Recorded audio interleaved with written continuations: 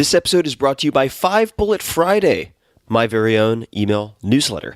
It's become one of the most popular email newsletters in the world with millions of subscribers, and it's super, super simple. It does not clog up your inbox. Every Friday, I send out 5 bullet points, super short, of the coolest things I've found that week, which sometimes includes apps, books, documentaries, supplements, gadgets, new self-experiments, hacks, tricks, and all sorts of weird stuff that I dig up from around the world.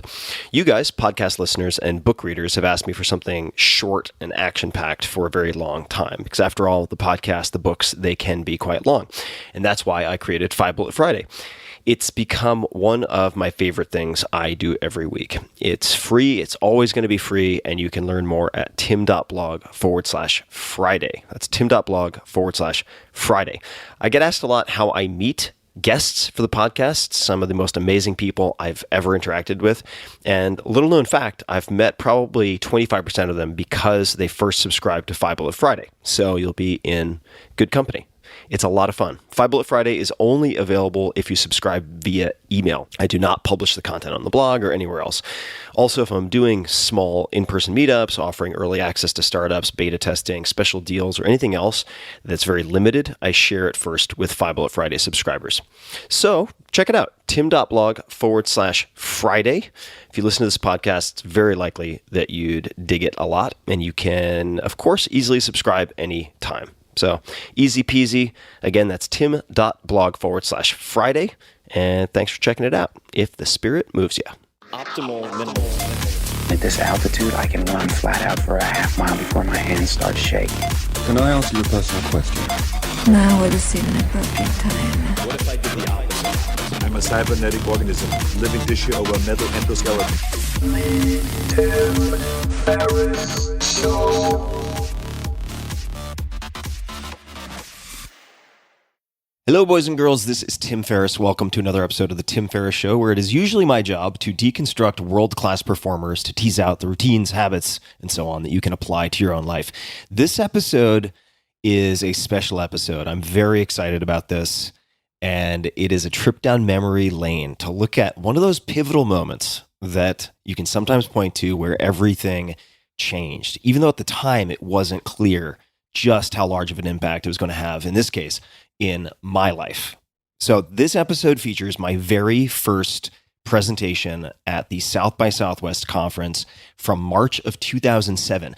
I didn't even know that a recording of this existed. I'd always hoped that there had been a recording, but I had concluded there wasn't. And it was a great surprise when Cal Newport, you can find him at calnewport.com, author of Deep Work and a writer for The New Yorker, among other outlets, sent it to me. He found it online. He used it as part of his research for a recent article that was published in The New Yorker, which is titled Revisiting the 4-Hour Workweek, How Tim Ferriss's 2007 Manifesto Anticipated Our Current Moment of Professional Upheaval.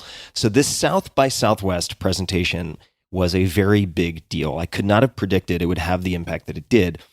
I was given a slot last minute by Hugh Forrest. So Hugh, if you're listening to this, I thank you all the time. I'm going to thank you again for giving me a shot way back in the day. And as I recall it, there was effectively an overflow room at the conference center in downtown Austin. And it was provided to me somewhat last minute, and you could get snacks in this overflow room. There were a handful of different stages, and a number of things happened. I prepared my ass off, because this was my debutante ball of sorts, talking about principles in the book, The 4-Hour Workweek, which had not yet even been published at that point. It came out the next month. And I stayed with a friend named Jason in Austin. And the way I prepared was by going into his garage. He had, I want to say, 3 Chihuahuas, and they would follow me out. I would go into the garage, and I would present to this empty garage, but including the 3 Chihuahuas. And if I could get them to stop and sit and look at me for an extended period of time, I concluded that some type of presentation, charisma, or God knows what, je ne sais quoi, was working with these canines, because I was the only audience, the only test audience I had to work with. And I did it over and over and over again. And thank God I did it probably 100 times, because when I finally got to the convention center, got up on stage to present, and it ended up being standing room only, because it struck a chord. I mean, right place, right time for the message. My computer crapped out, and I prepared all of these slides and none of it worked. So I had to freestyle and just do it from memory without any visual aids. And it worked. It really worked. That was when a handful of bloggers first heard about the 4-Hour Workweek.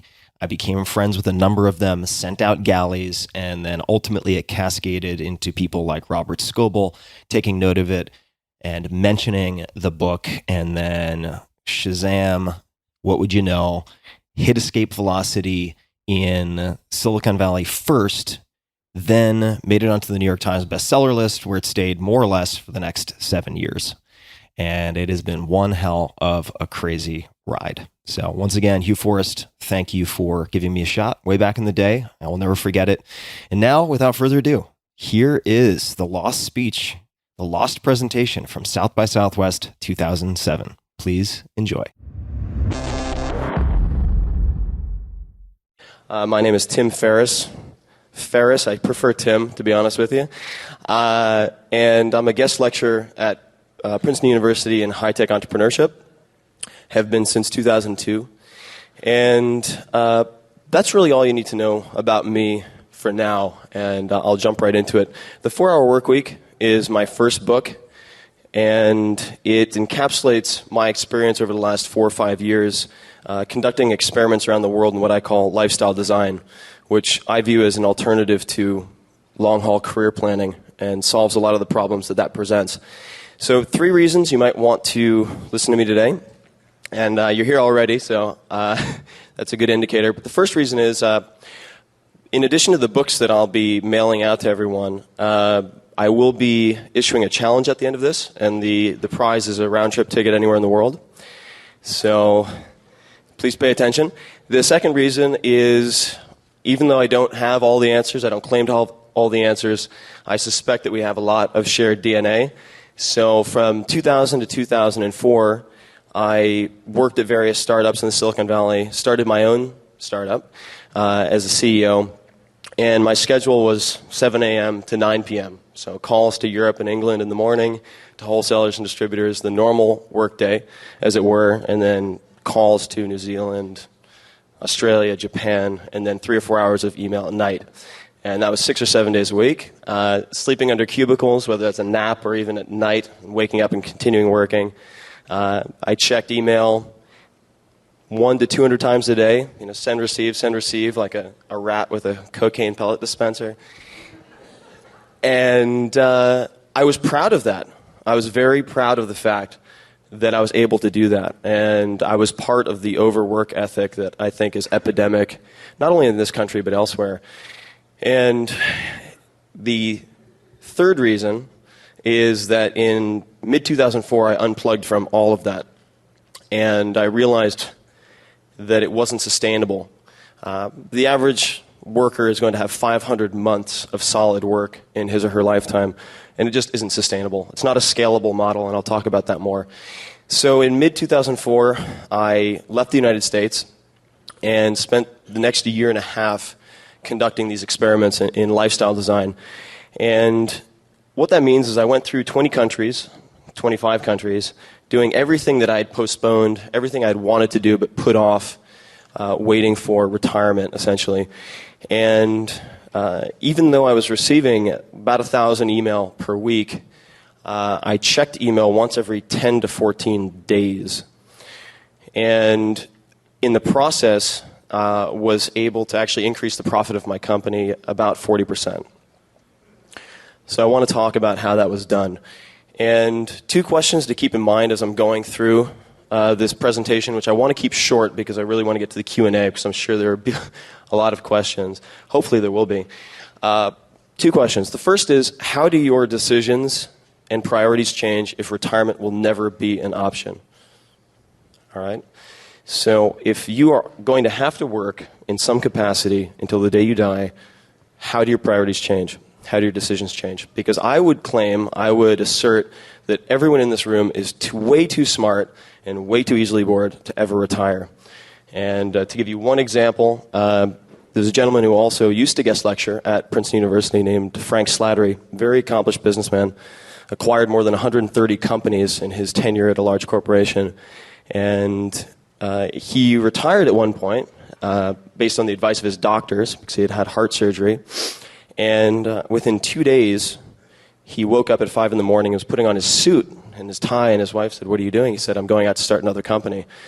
He was unable to fill that void that he had created after removing work as his identity.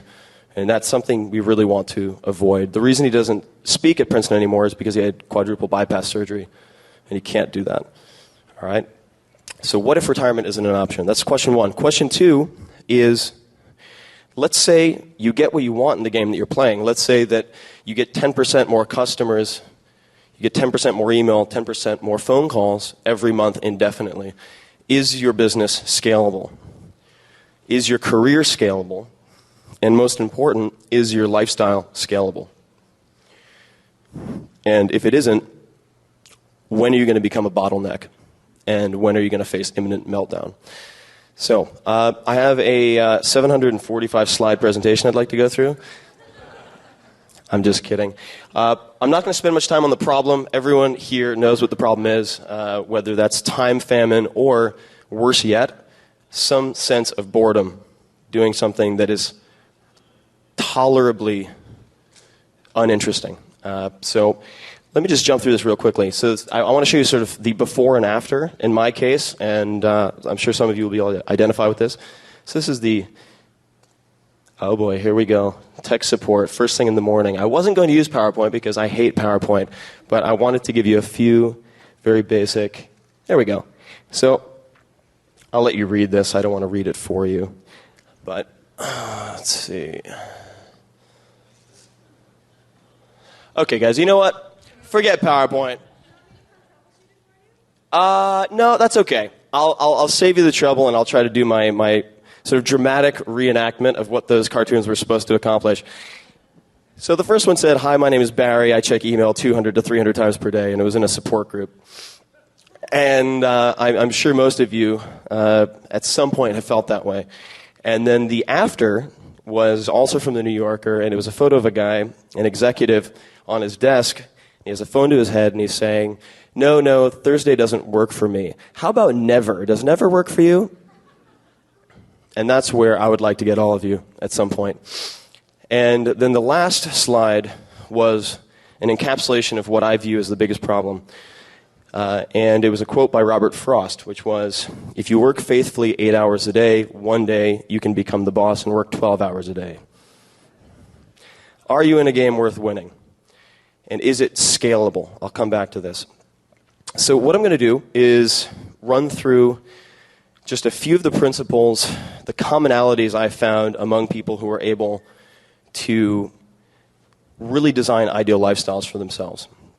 And that entails controlling 3 currencies in order of importance: time, non-renewable, income, and mobility.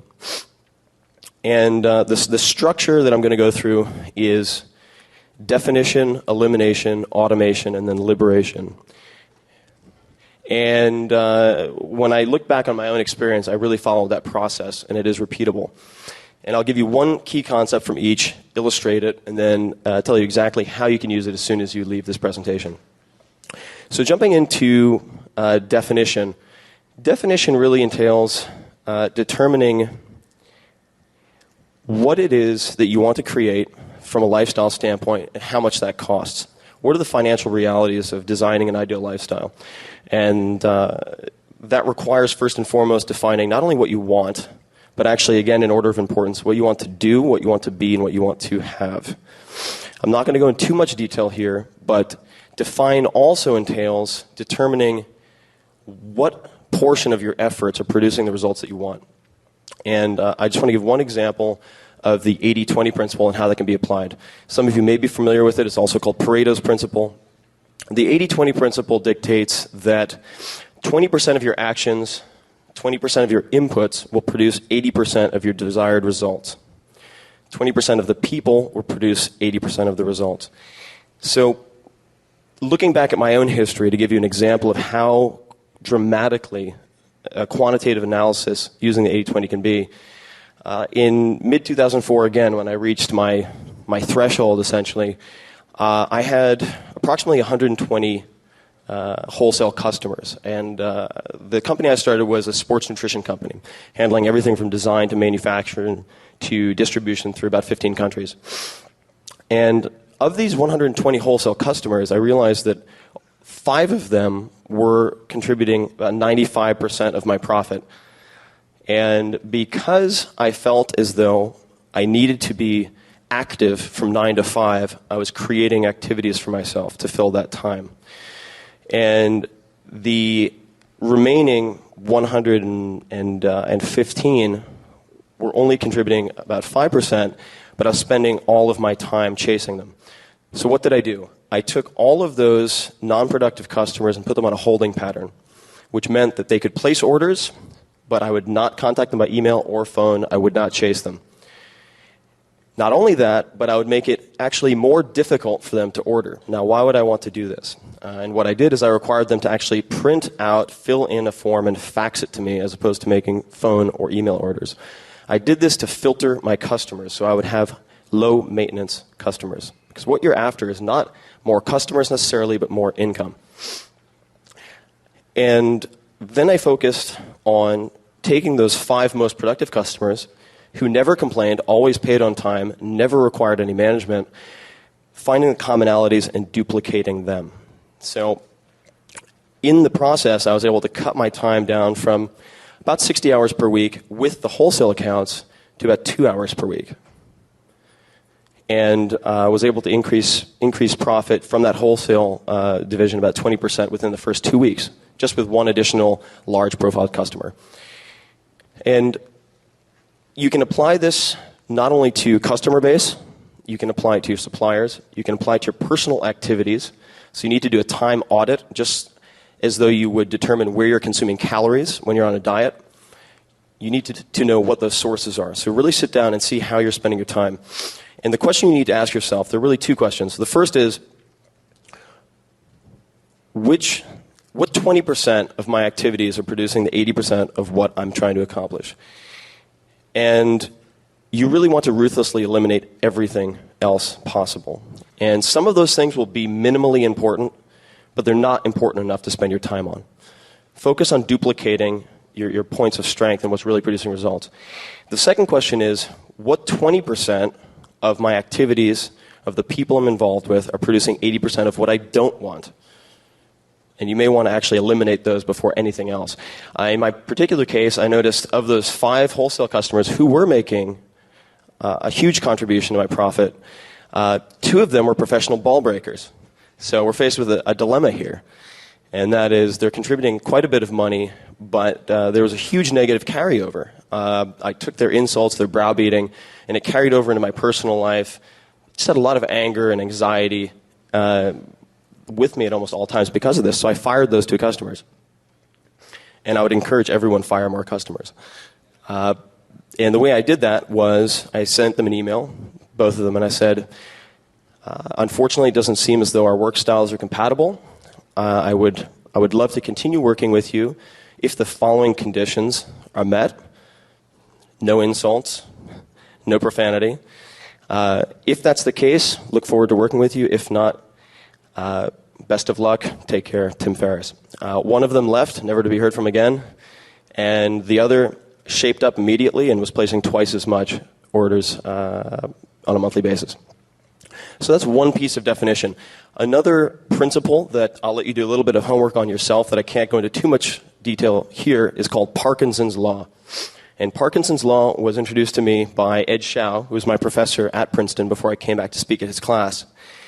And Ed Shao is someone you should know. Ed Shao was one of the founding fathers of Silicon Valley, but he was on the congressional side. He actually lobbied to have the capital gains taxes lowered so all the investment came in. And taught at Stanford Business School when he was 23, which he's in his mid-60s now, very uncommon. In any case, one of his guiding principles in life had been Parkinson's Law.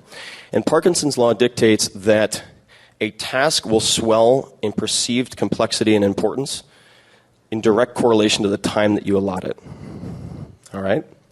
So what we find is there are actually two ways to dramatically cut down the amount of time necessary for any task and to increase your results dramatically. The first is you limit the tasks to the important so they don't take much time. That's the 80-20.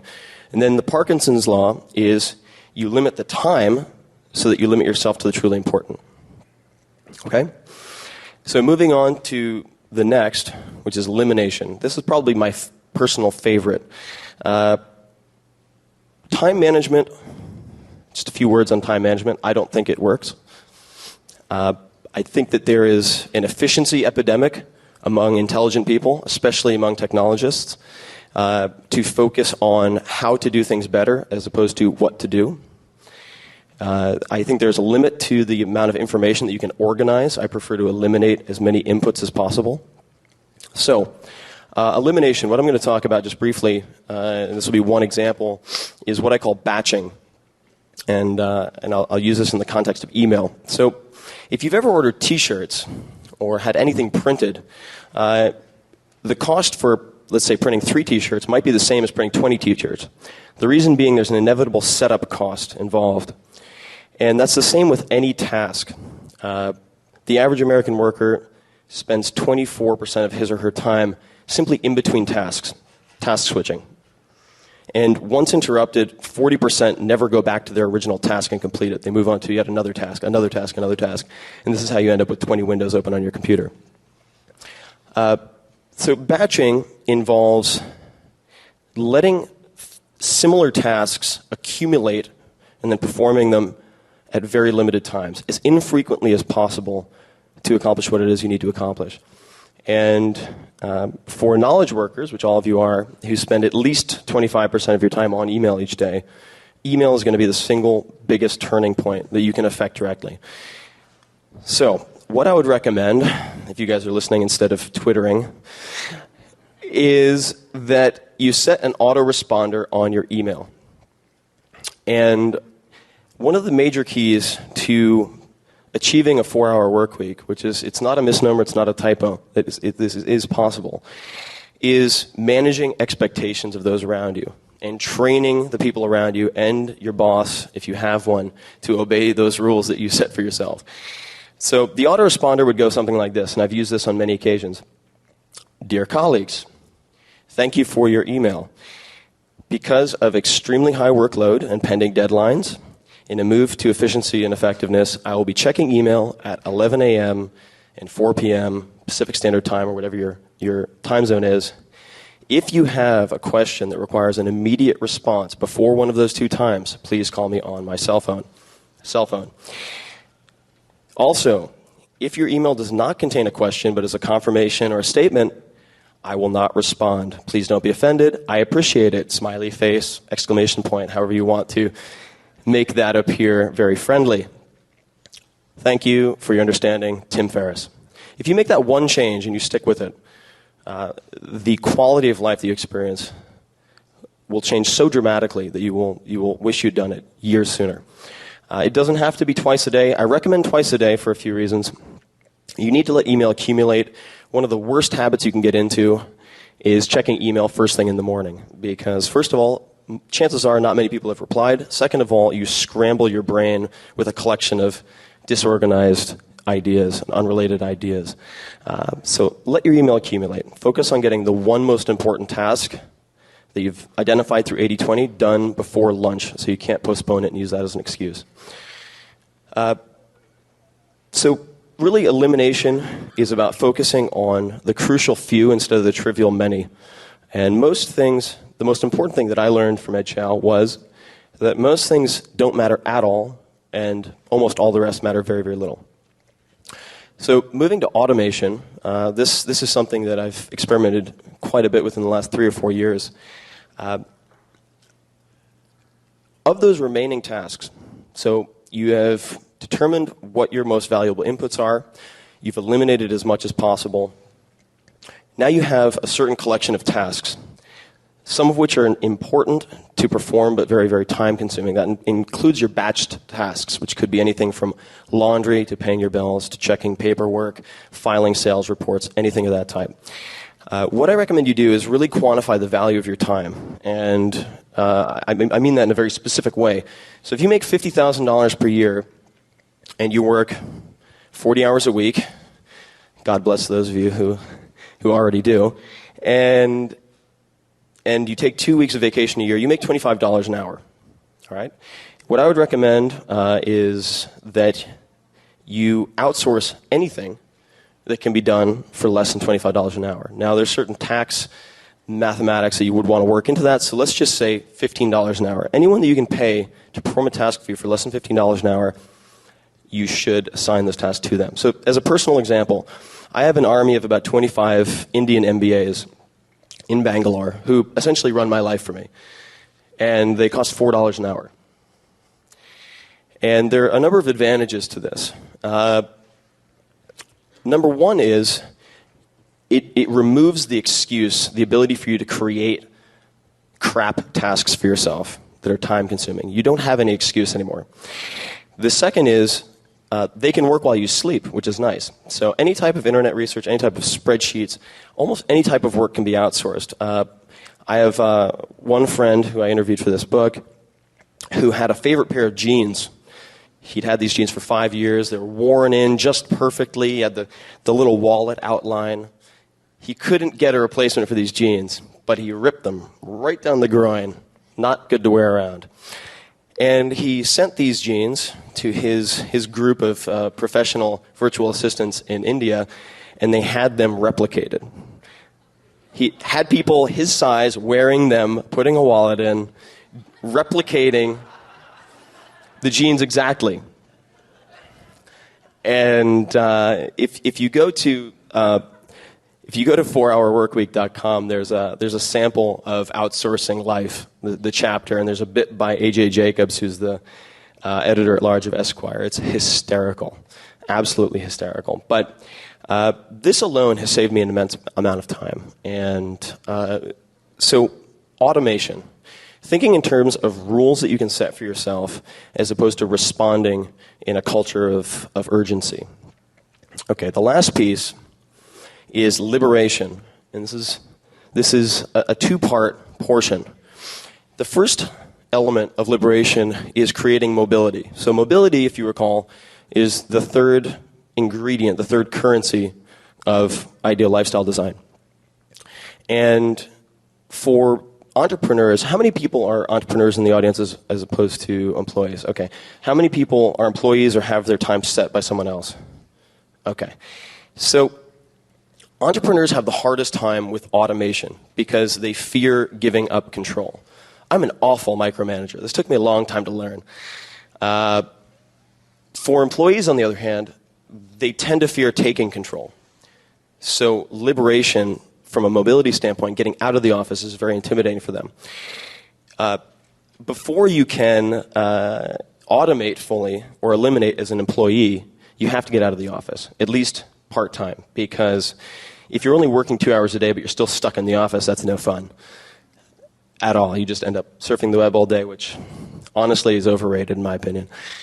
So there are a couple of approaches to doing this. It can be pulled off, and it can be pulled off very, very, very, very well. One key principle in doing this and almost anything else in life is not asking for permission or tripping over chairs, but begging for forgiveness. So I'll give you a very good example. There's a case study that I did with a gentleman. He's early 40s. Lifetime employee at, we'll say, HP. It's actually a company much closer to Austin. And he's a lifetime careerist. He has no desire to start his own company. He does not have the risk tolerance for it. There was a problem, though. 2 years ago, he met a wonderful woman and he wanted to propose. The problem was she lived 5,000 miles away in China. And he had actually met her on a tech support call that they'd made to a client base in China. So he used what I call the hourglass approach to earning his mobility.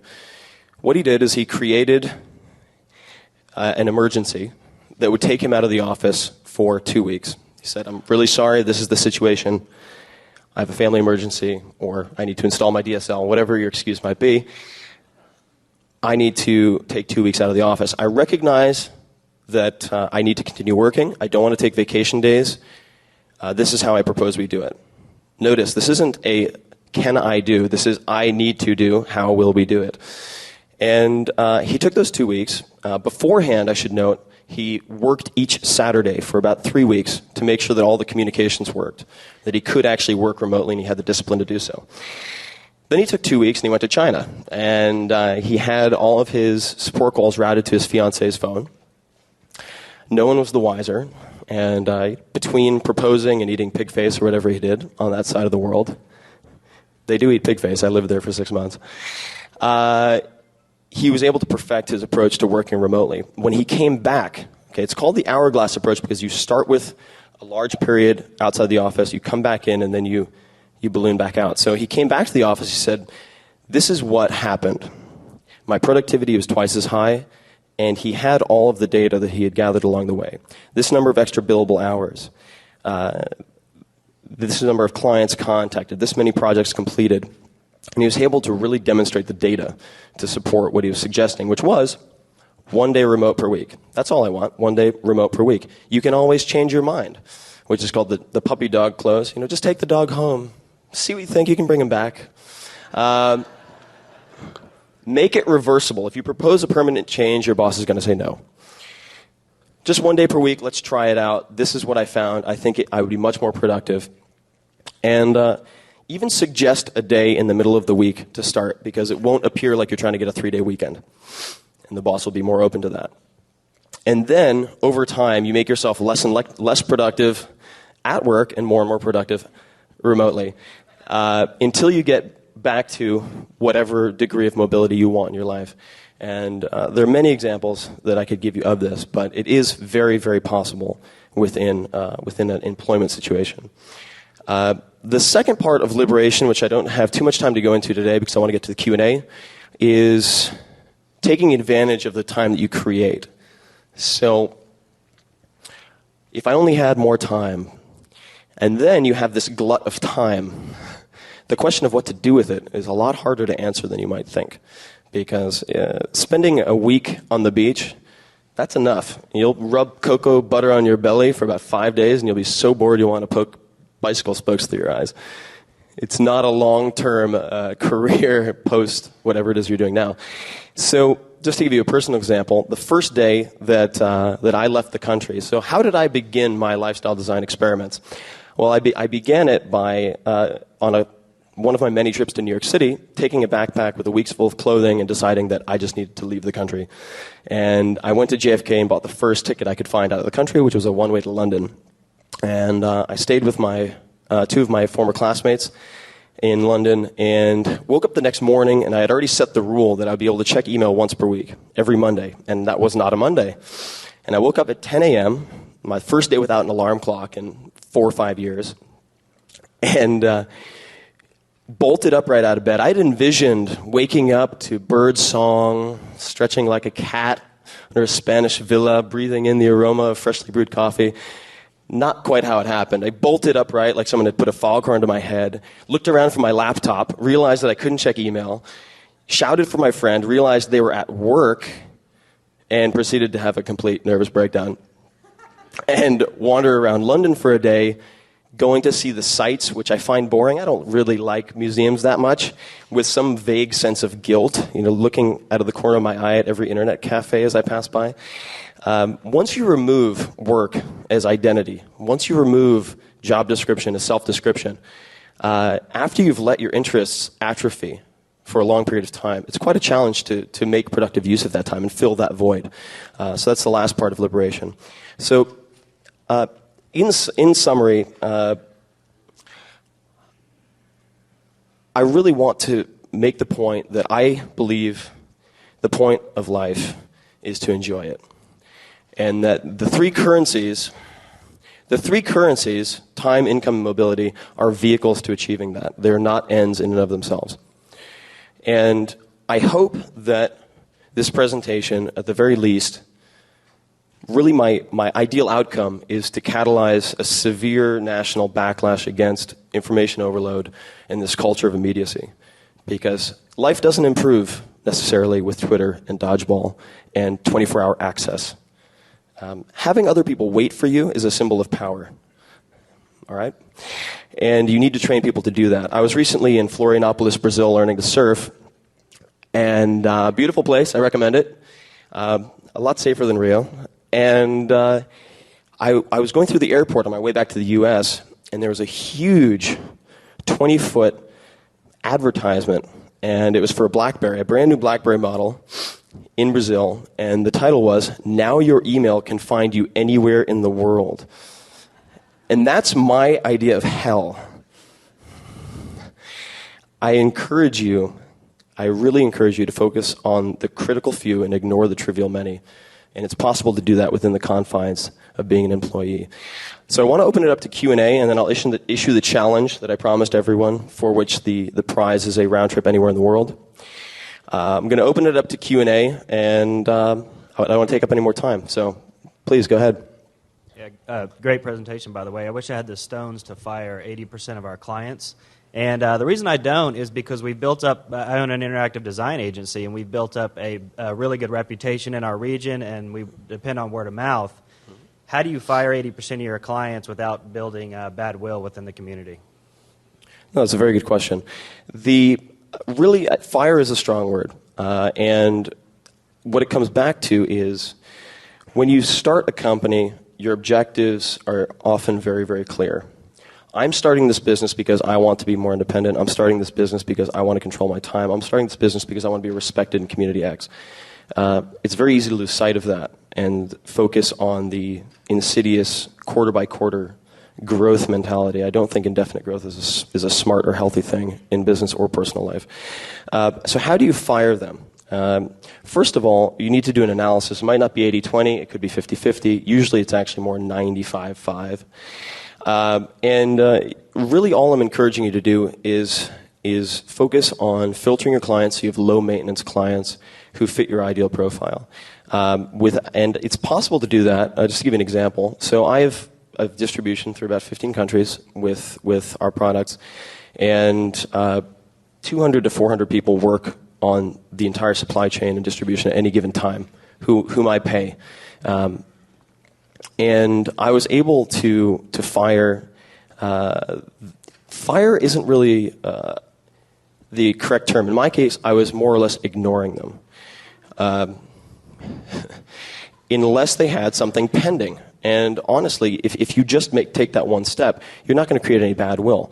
Because if they have a request, you'll answer that request. But I'm not calling my 120 customers every day to see how they're doing, because it just isn't a good use of my time, and it's not necessary. When somebody calls me, like my real estate broker who sold me my last house, he calls me every 3 weeks. "Hey, how you doing?" "I'm fine. How are you?" "Yeah, just calling to see how you're doing." "Okay, I'm in the middle of lunch. I'll talk to you never again." That's all I'm recommending. So it doesn't have to be as strong as saying, "You know what, you're wasting a lot of our time. We have more important people to deal with. Please never call us again." It's just a matter of not creating activities, so just contacting them that you really don't need to create. All right, Tim, so you have a team of Indian MBAs who run the details. What happens when they read your book? That's a good question. I've thought about this. I'm kind of concerned that they're going to come out with a 2-hour work week. No, well, here's the thing, is hiring the Indian MBAs is an example of something that I'm quite fond of, which I call geo-arbitrage, or geo-arb. So how do you take advantage of currency differences and changing economic conditions to really get the most bang for your buck and create the ideal lifestyle? When Estonia is cheaper than India, I'm going to go to India. And right now, India, they can't really outsource to anybody else. I mean, they could try, but they're going to have trouble beating the rates they're already offering me. But it's a fair question. I was wondering about meetings. So do you like have rules set up for running efficient meetings, or do you just patch them through to Bangalore? Like, but you know what I mean? Like, I do. Okay. Okay, so no, that's a very good question. I should say that my entire company is a virtual architecture at this point. I shifted everything in the process of decreasing my hours to a virtual architecture. So I've actually, in 6 years, never met any of the main people that I work with. Now, that having been said, just general rules for meetings. The first thing is you shouldn't have a meeting to decide what the problem is. You should have a meeting to solve that problem. So whenever someone contacts me, I've had fewer than 10 in-person meetings in the last 5 years probably, and very few conference calls. So a couple of things. Keep them very, very short. None of my conference calls or meetings run more than 30 minutes. Define the problem in advance. So if someone says, hey, let's jump on the phone to hash things out, I say, great. Send me an agenda. What are the topics you want to cover? What are the questions that you have for me? Because I want to prepare, and I never have conference calls without preparing. And the second thing is define an end time. So it's very, very common to plan meetings. Okay, we'll have a meeting at 11 o'clock, and before you know it, holy crap, it's gone to 2 p.m., and I haven't had anything accomplished today. So those would be my two main recommendations. But there's a quote by Dave Barry who says that in corporate America it's popular to have meetings because they can't actually masturbate. And I tend to agree with that. But no, it's a good question. Thanks. Hi. I think I have two questions. I'm not sure if I want to ask the second. But the first is about transparency. And I have a production assistant. She's actually fantastic. And she's taken over a lot of work for me. And at this point, I've put my clients directly in contact with her. So they CC me and her on their requests. And that works out okay. And I'm just wondering how you handle that sort of like, actually Amy does that kind of thing. I'm completely transparent. If you send an email, if you want to see a good autoresponder, send an email to timothy@brainquicken.com. That's one of the products that I'm involved with. And it's very clear. It says, I'm often traveling for business. It could be 7 to 10 days before I return your email. In the meantime, here are the following people, the following links, the following resources that should answer almost any question you could possibly have. And it'll direct them to those people. And outsourcing is so ubiquitous that I am not embarrassed at all to admit that I use an outsourced fulfillment company, for example. Dell ships many of its products from the same fulfillment company that I use. And for those of you familiar with Xbox, Microsoft doesn't make that. Flextronics makes that. And the top 12 brands of mountain bikes in the U.S. are all made by the same 3 or 4 plants in China. Now, if you're Cannondale, let's say, you might not want to admit that, but I think as a smaller operator, you can actually spin it so that you seem very smart. If you say, look, that's not my core competency. I'm focusing on doing this for you. And contact so-and-so at Group X who will be able to handle that for you. So I'm completely transparent, 100%. Okay, so just to continue with that, then how do you deal with, say, in my case, I want to increase the rate that I charge this client. Mm-hmm.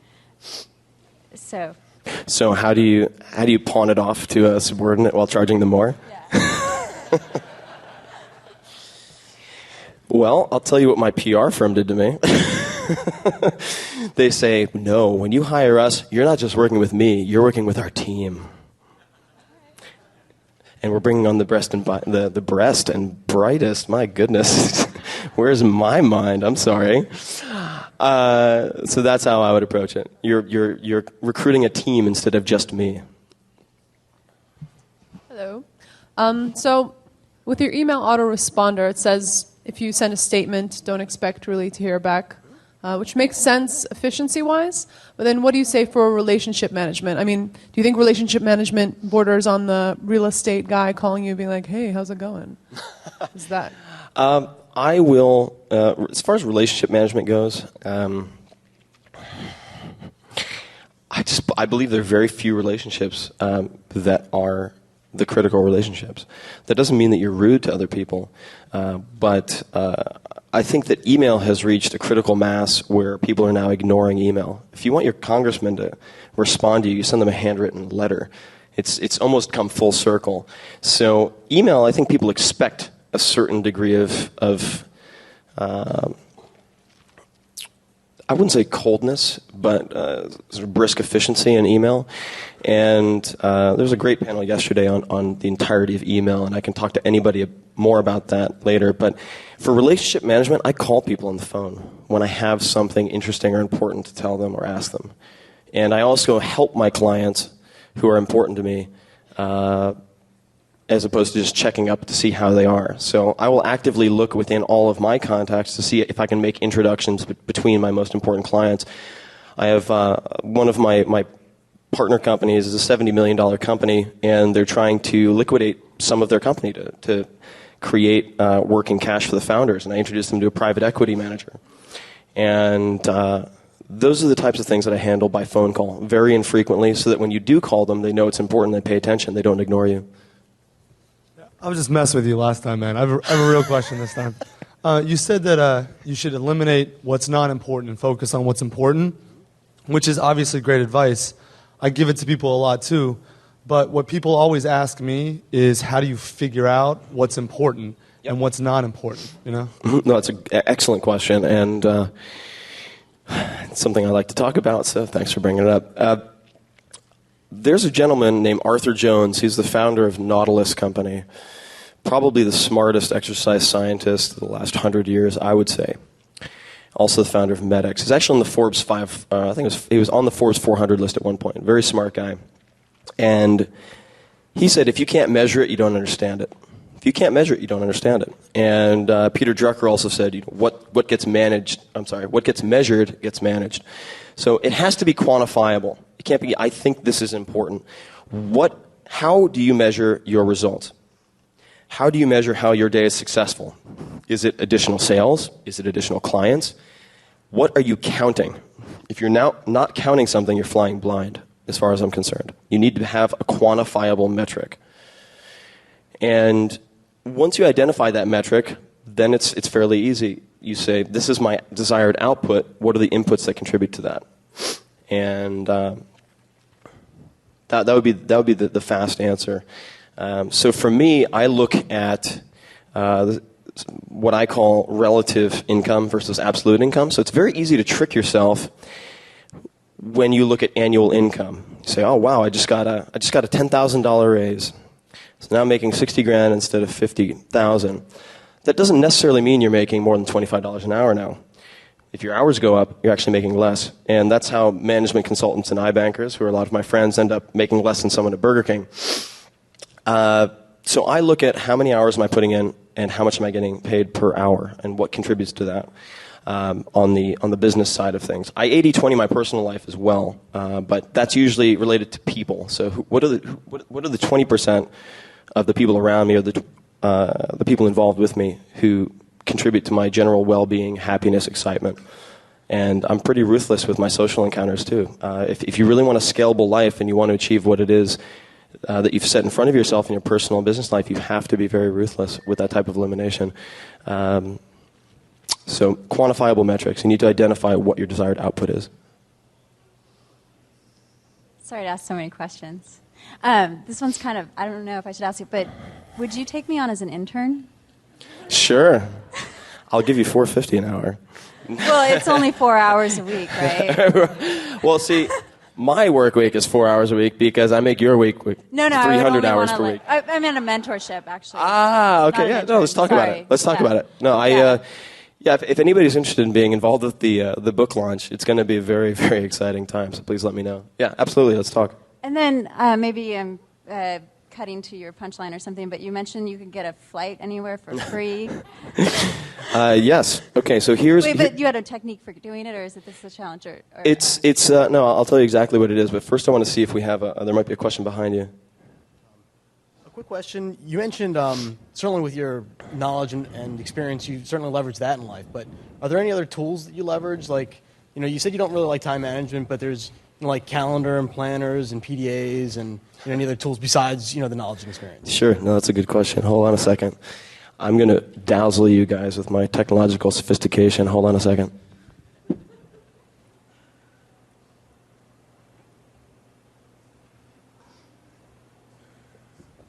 You ready? This is going to be bigger than the iPhone. All right. This is the first PDA I've ever owned, and I bought it a week ago. It cost me $99. It's the Palm Z22, I believe. And the only reason I bought this was to have a backup of my Outlook calendar and contacts.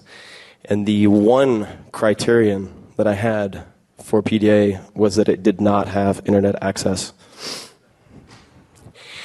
So as far as what I leverage,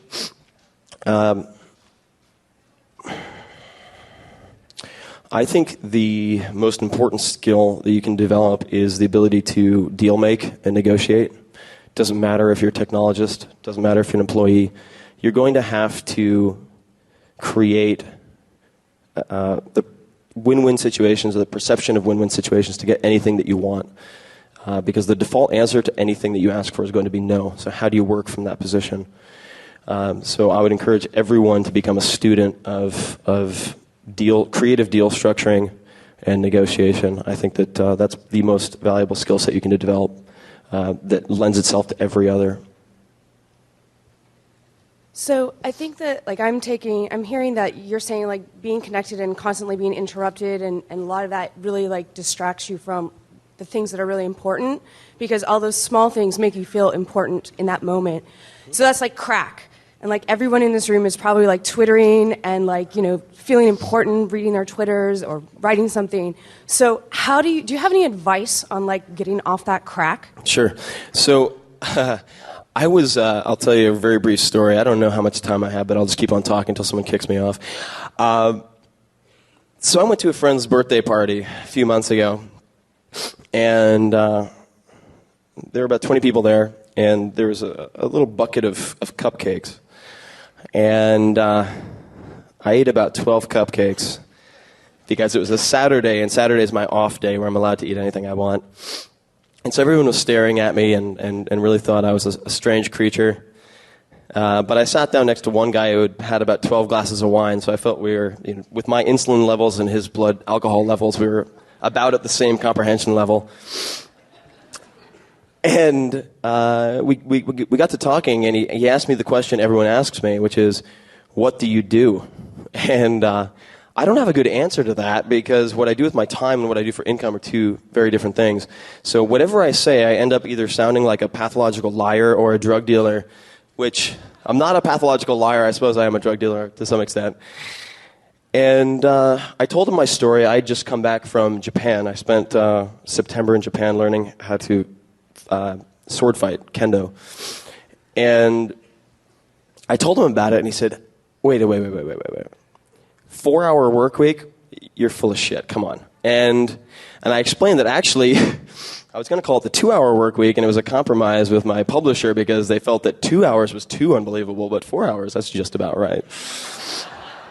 And he asked me, he said to me, look, I have everything. I'm doing everything right. I have the house, I have the car, I have the family.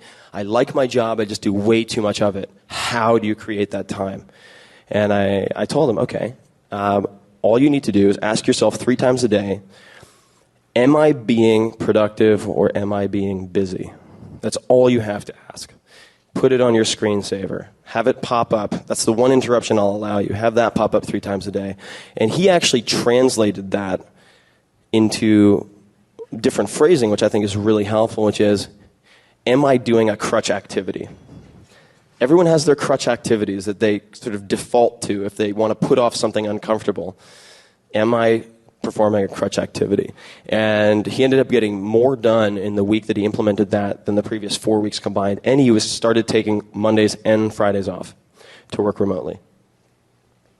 Hi. For most of us who work in like traditional organizations with cubicles and computers on every desk and phones and conferences and meeting rooms, when we go back, I mean, the structure is so locked in just by the way it's designed. What do you advise that people do when they first get back to the office?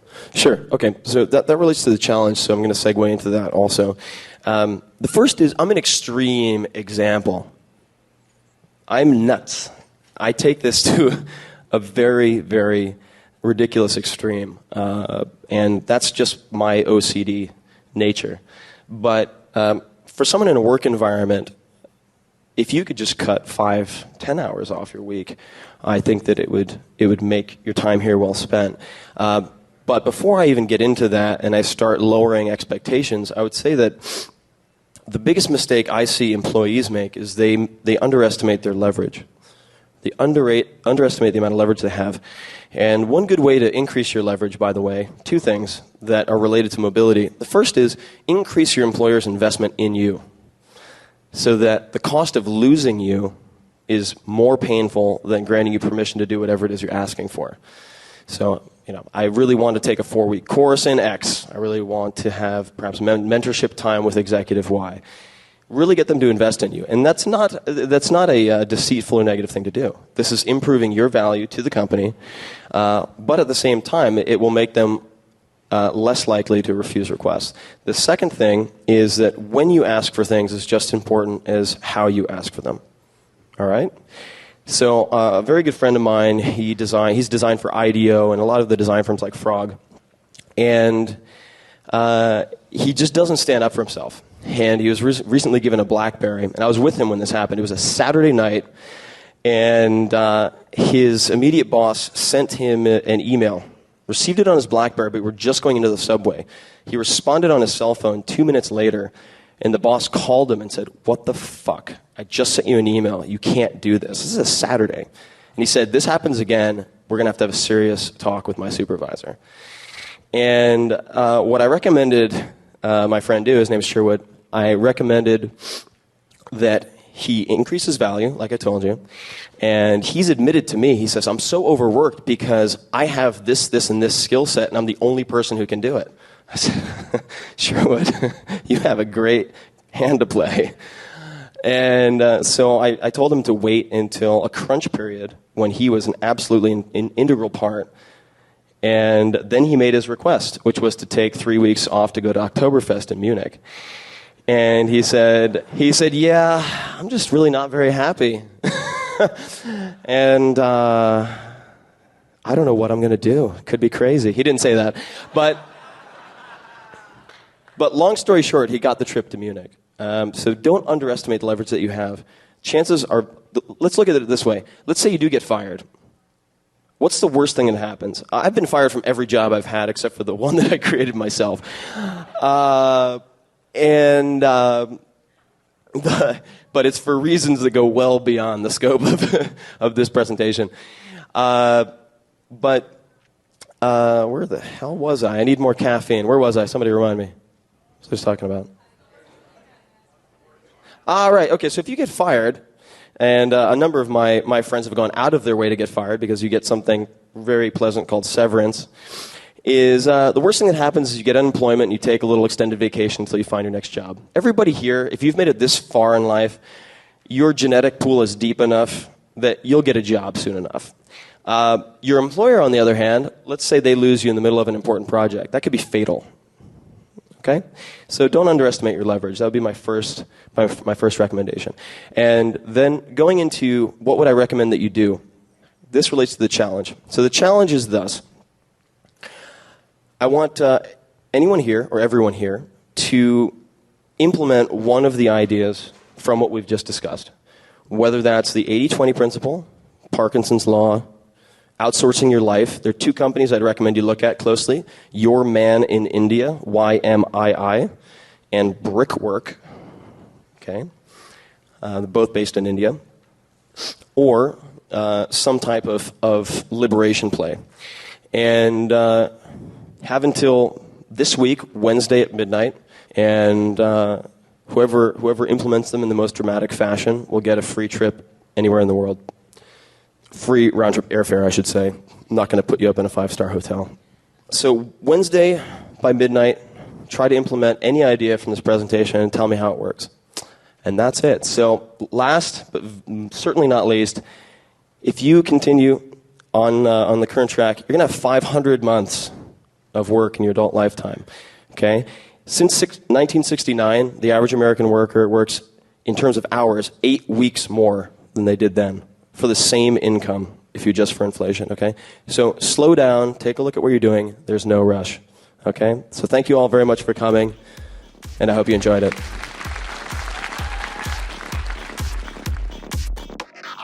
Hey guys, this is Tim again. Just one more thing before you take off, and that is 5 Bullet Friday. Would you enjoy getting a short email from me every Friday that provides a little fun before the weekend? Between 1.5 and 2 million people subscribe to my free newsletter, my super short newsletter called 5 Bullet Friday. Easy to sign up, easy to cancel. It is basically a half page that I send out every Friday to share the coolest things I've found or discovered or have started exploring over that week. It's kind of like my diary of cool things. It often includes articles I'm reading, books I'm reading, albums, perhaps, gadgets, gizmos, all sorts of tech tricks and so on that get sent to me by my friends, including a lot of podcast guests. And these strange esoteric things end up in my field, and then I test them, and then I share them with you. So if that sounds fun, again, it's very short, a little tiny bite of goodness before you head off for the weekend, something to think about. If you'd like to try it out, just go to tim.blog/Friday. Type that into your browser, tim.blog/Friday. Drop in your email, and you'll get the very next one. Thanks for listening.